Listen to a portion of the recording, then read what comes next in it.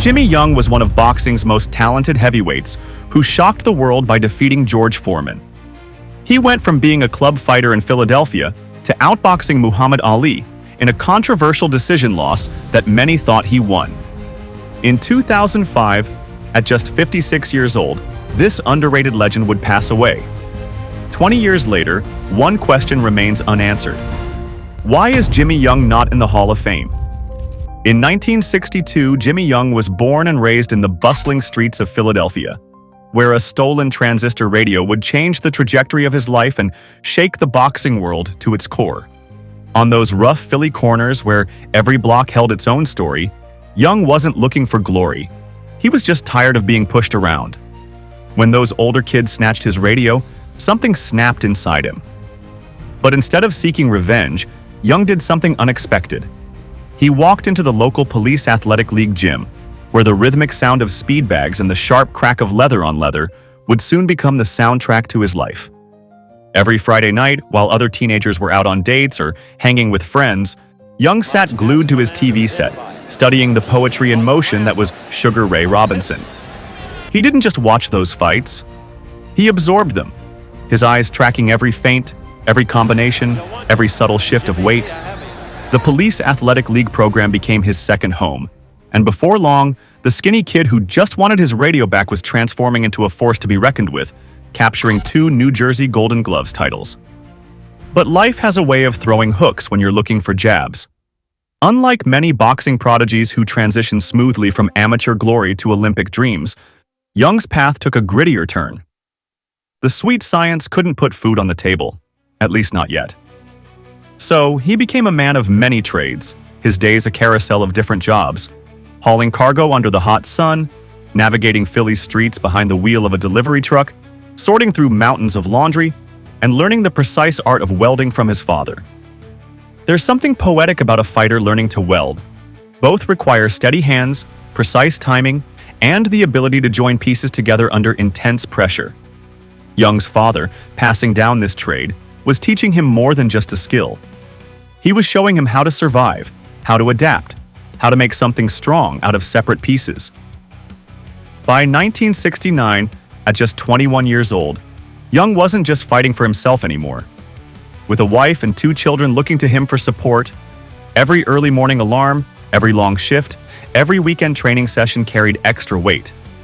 The young man who once dreamed of becoming the next Sugar Ray was now balancing the delicate act of being a provider, a father, and a fighter with championship aspirations simmering just beneath the surface. This wasn't the glamorous beginning many boxing stories boast about. But in those early struggles, in the heat of the welding torch and the monotony of the laundry room, Jimmy Young was forging something that couldn't be taught in any gym. The kind of resilience that would one day make him one of boxing's most intriguing figures. In the unforgiving winter of 1969, with calluses on his hands from welding and 2 hungry mouths to feed at home, Jimmy Young made a decision that would alter the course of boxing history. The meager paychecks from odd jobs weren't cutting it anymore. It was time to step through the ropes and make his mark as a professional fighter. But the boxing gods rarely offer an easy path, and Young's early professional career read like a cautionary tale. The same Philadelphia streets that produced Joe Frazier and Bernard Hopkins seemed determined to break him first. Clay Hodges exposed his inexperience. Roy Williams showed him the canvas. Randy Newman taught him harsh lessons about the difference between amateur and professional boxing. These weren't just losses, they were public education in the School of Hard Knocks. Then came May 11th, 1973, a date that would both haunt and inspire Young for years to come. Across the ring stood Earnie Shavers, a man whose punch could, as Muhammad Ali would later say, hit like somebody was in there with a baseball bat. 3 rounds later, Young found himself staring at the arena lights, his consciousness slowly returning as the referee's count faded away. But sometimes, the hardest falls lead to the greatest comebacks. That knockout loss to Shavers wasn't just another defeat, it was an awakening. In the quiet hours after the fight, as the swelling around his eyes began to rise, Young made a promise to himself that would echo through every training session, every sparring round, and every moment of preparation that followed. He wouldn't just get better. He would transform himself into something his opponents wouldn't recognize. For 21 grueling months, Young rebuilt himself from the ground up. He studied film, refined his defense, and developed a style that would later frustrate some of the greatest heavyweights in history. When the rematch with Shavers came around in February 1975, the man who stepped into the ring wasn't the same fighter who had been knocked out 2 years earlier. The rematch told a different story, one of redemption, evolution, and controversy. For 10 rounds, Young didn't just survive against Shavers. He outboxed him, neutralized his legendary power, and showed flashes of the brilliant defensive wizard he would become. When the judges declared the fight a draw, the crowd erupted in protest. Ringside reporters furiously scribbled in their notepads, most convinced they had just witnessed Young being robbed of a victory against one of the most feared punchers in heavyweight history. That controversial draw might not have changed Young's official record, but it changed everything else. In those 21 months between fights, Jimmy Young hadn't just improved, he had reinvented himself. The man who once lost to journeyman was now ready to challenge the elite of boxing's glamour division. The heavyweight landscape would never be the same. Every fighter dreams of their big break, but sometimes it comes wrapped in injustice. The controversial draw with Shavers wasn't just a single disputed decision. It was a preview of the frustrating pattern that would follow Jimmy Young through the biggest fights of his career. But first, he had to shock the boxing world. Enter Ron Lyle, a man who hit like a sledgehammer and carried himself with the confidence of someone who'd already been promised a shot at Muhammad Ali's crown. The odds were stacked so heavily against Young that most considered the fight a mere formality, a stepping stone in Lyle's march toward the heavyweight title. The bookmakers in Vegas probably wished they could take those odds back. For 10 masterful rounds, Young put on a clinic that had the boxing purists purring. This wasn't just a victory, it was a masterclass in the sweet science. He made the fearsome Lyle look ordinary, neutralizing his power with subtle movements and precise counters. The man who'd nearly knocked out George Foreman couldn't land a clean shot on the elusive Young. The unanimous decision was so one-sided it sent shockwaves through the heavyweight division. But boxing's gatekeepers weren't ready to embrace Young's technical brilliance. His next major fight, a methodical dismantling of Jose Roman, drew criticism for lacking the bone-crushing excitement fans craved. The victory was clear, but the style was deemed too cerebral, too tactical for a sport that often valued violence over virtuosity. What the critics missed, however, was the perfect execution of the sweet science, something that caught the eye of an aging legend. Muhammad Ali, watching from ringside that night, saw what he thought was an easy payday. At 34, the greatest was looking to pad his record with a safe defense of his heavyweight crown. Young's tactical style and lack of knockout power made him seem like the perfect opponent, skilled enough to make it interesting, but not dangerous enough to threaten the champion. As Ali watched Young outbox Roman, he didn't realize he was looking at a mirror image of his own younger self, a defensive genius who was about to give him one of the toughest nights of his career. The contract was signed with little fanfare. The mainstream media treated it as just another routine title defense for Ali, barely worth the ink used to print the fight posters.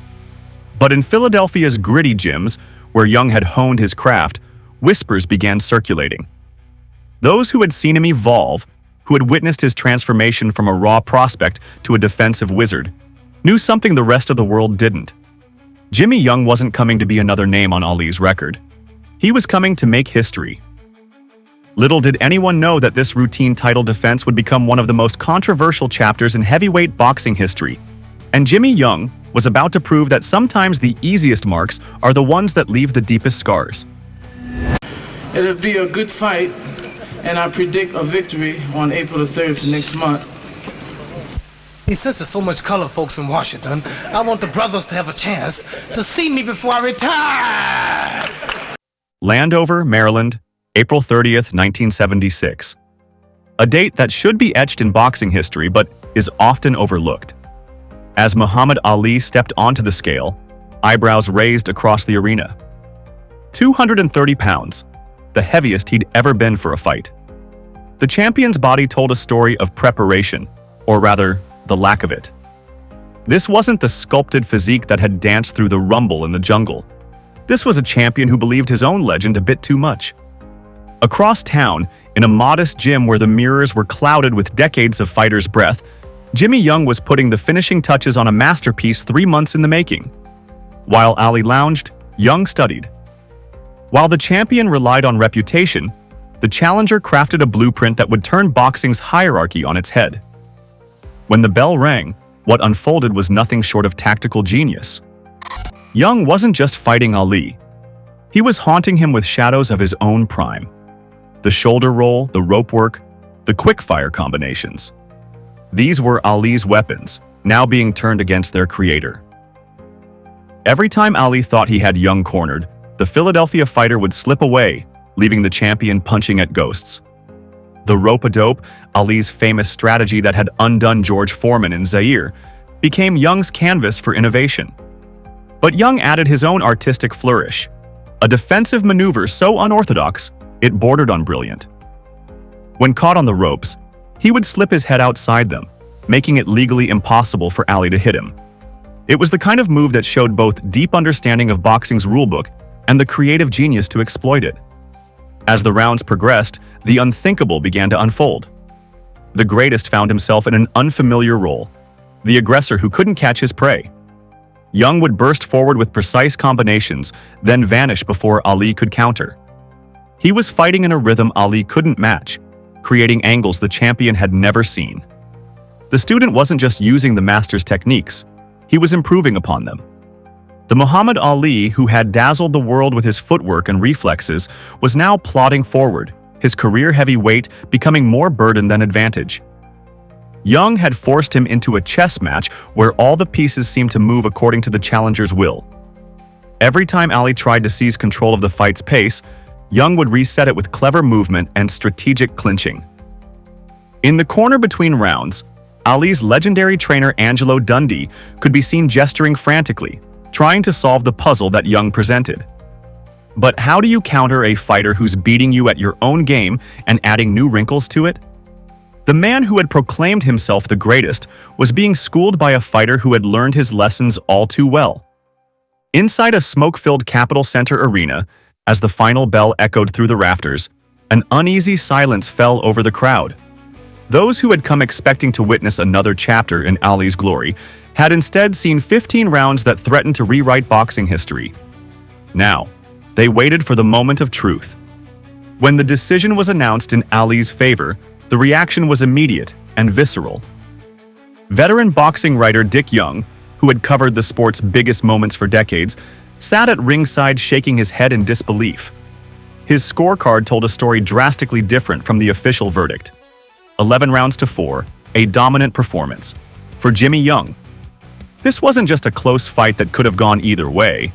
In the eyes of many observers, it was a clear victory for the challenger stolen by the politics of boxing. The post-fight press conference became a study in contrasts. While reporters clamored for answers about a potential rematch, the champion's response revealed more about the fight's true outcome than any scorecard could. Ali would sneer his usual playful charisma, replaced by a defensive edge. He's nothing. But the dismissal rang hollow. Since when did Muhammad Ali, the man who built his legend on giving rivals their due respect, need to diminish an opponent after beating them? Back in Philadelphia, Young carried himself with the quiet dignity of a man who knew the truth. He didn't need the belt around his waist to know what happened that night. In gyms and barbershops across the city, they talked about him differently now. He was the people's champion, the man who had solved the Ali puzzle only to have victory snatched away by the politics of boxing. The official record books would show a successful title defense for Muhammad Ali. But the night in Landover had changed the heavyweight landscape forever. Young had exposed vulnerabilities in Ali that future opponents would study and exploit. He had shown that the greatest was mortal after all, and in doing so, wrote his own chapter in boxing history, even if it wasn't the one he deserved. This was more than just another controversial decision in a sport full of them. It was the night Jimmy Young proved that sometimes the true champion isn't the one wearing the belt, but the one who forces us to question everything we thought we knew about the sport. In the shadow of his controversial loss to Ali, Jimmy Young didn't crumble. He crystallized. When Ron Lyle came calling for redemption, seeking to prove their first fight was a fluke, Young didn't just repeat history, He rewrote it with exclamation points. The rematch with Lyle played out like a masterclass in the sweet science.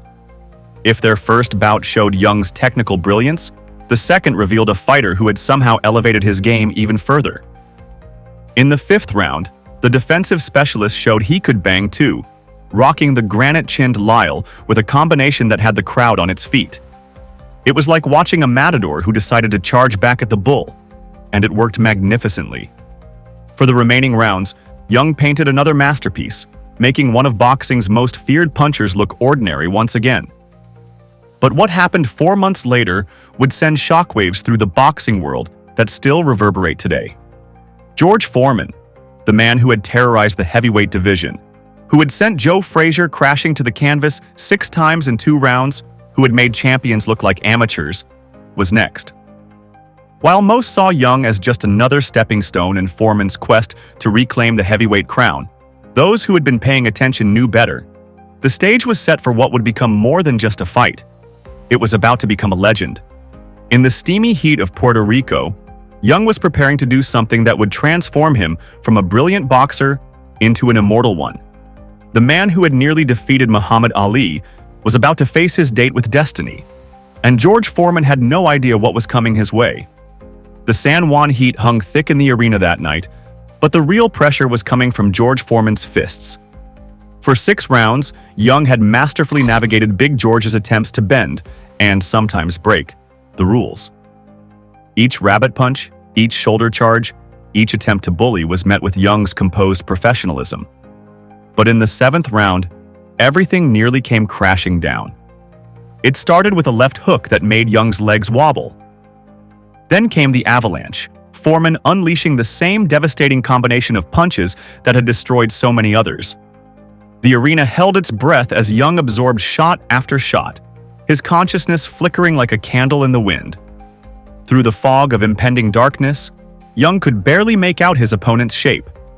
Later, he would confess to reporters with raw honesty, "I thought I wasn't going to make it.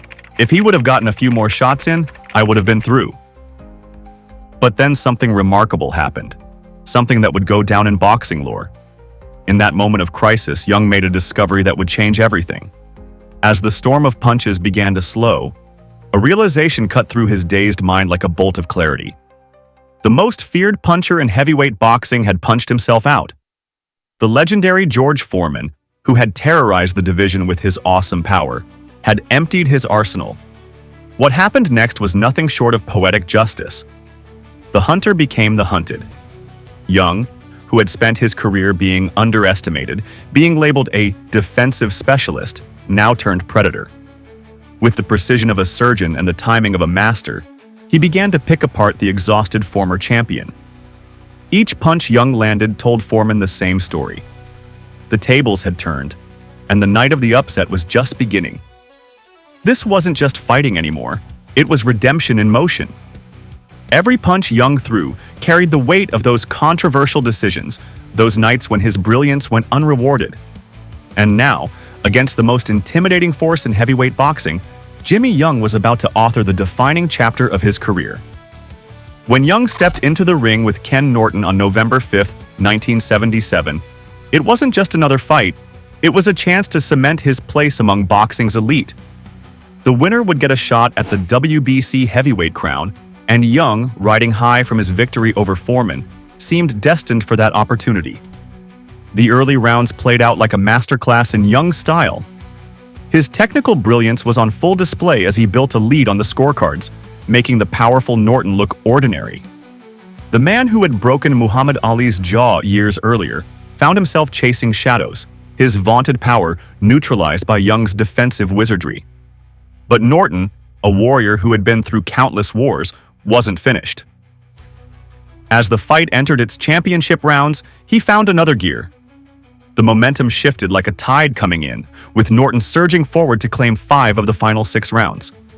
The crowd at Caesar's Palace watched in awe as 2 masters of the craft traded technical brilliance for pure grit. When the final bell rang, the fight seemed too close to call. The Associated Press scorecard reflected the razor-thin margin, 143 to 142 for Norton. But numbers rarely tell the whole story in boxing. Young, who had become painfully familiar with controversial decisions, felt the victory was his. Years later, in a moment of candid reflection during an ESPN radio interview, Norton would admit something that added another layer of complexity to the story. Of all his disputed victories, the Young fight was the one he thought might go the other way. It was another chapter in Young's career where the official result didn't match the reality in the ring. Like the Ali fight before it, this night would become yet another what-if in a career filled with them. Moments where boxing's politics seemed to overshadow its poetry. What started as a dip in motivation after the Norton heartbreak snowballed into something far more devastating for Jimmy Young. The fighter who had once outfoxed Muhammad Ali and conquered George Foreman now found himself in boxing's cruelest phase. When the mind knows what to do, but the body and spirit won't follow. Enter Ossie Ocasio, a name that barely registered on the heavyweight radar. In their first meeting, Young's physical condition told the story before a punch was thrown. The lean, sharp fighter who had danced circles around Ron Lyle was gone, replaced by a softer, slower version of himself. But even more telling than his physical shape was the fire in his eyes, or rather, the lack of it. Ocasio, studying Young's previous fights, had discovered something that more celebrated opponents had missed: Young's reluctance to attack the body. It was a tactical flaw that had gone unexploited during his prime, when his masterful head movement and ring generalship had covered other shortcomings. Armed with this knowledge, Ocasio employed a high guard throughout their bouts, essentially daring Young to venture downstairs, a dare that went unanswered. 7 months later, their rematch played out like a sad echo of the first fight. Once again, Ocasio's high guard proved an unsolvable puzzle for a fighter who had once solved the riddles posed by Ali and Foreman.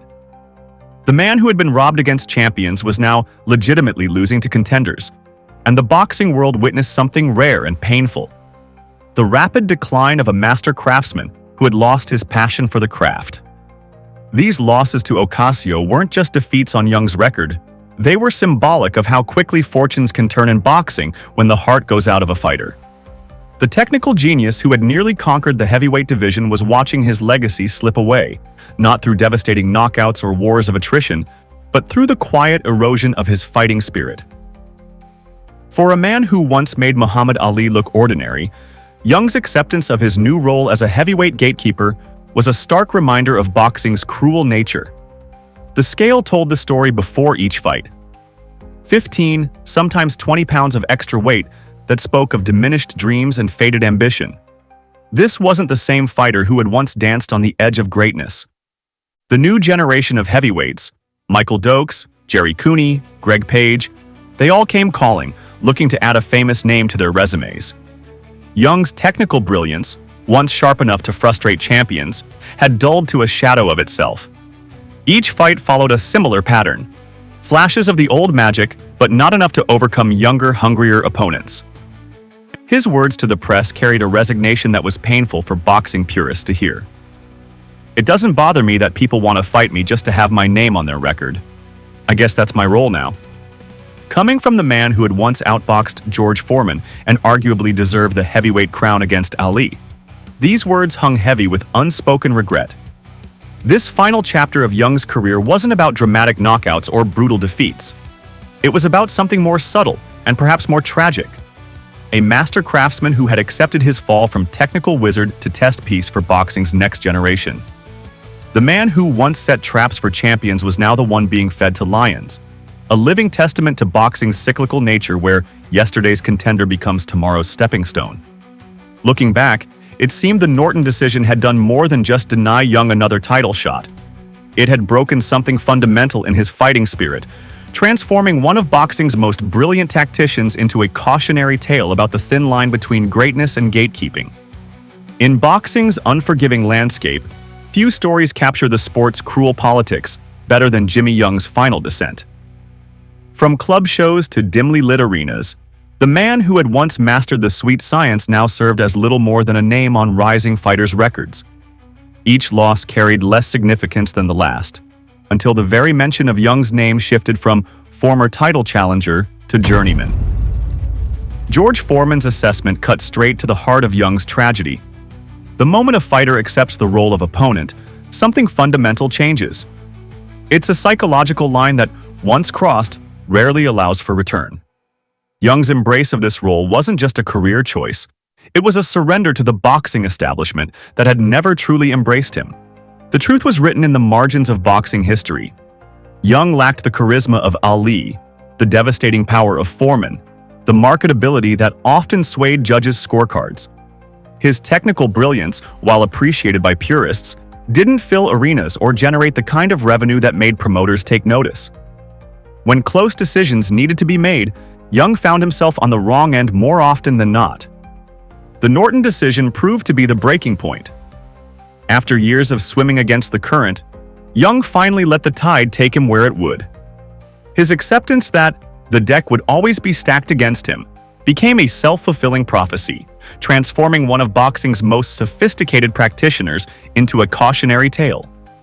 Yet those who witnessed Young in his prime tell a different story. Their scorecards, unmarked by political pressure or financial interests, often showed him victorious in the fights that mattered most. In their eyes, Jimmy Young wasn't just an opponent. He was an uncrowned champion, a master of the craft who had the misfortune of being too good for his own good in a sport where excellence alone isn't always enough. The final chapter of Young's career serves as a stark reminder that in boxing, like life, perception often trumps reality. A fighter can win in the ring but lose on the scorecards, can master the technical aspects of the sport but fail to capture its politics. Jimmy Young's legacy isn't just about the fights he lost or won. It's about the thin line between greatness and obscurity, and how easily that line can be crossed when a fighter stops believing in their own story. Check out our other documentaries on boxing legends of the 80s. Like and subscribe for 100 years of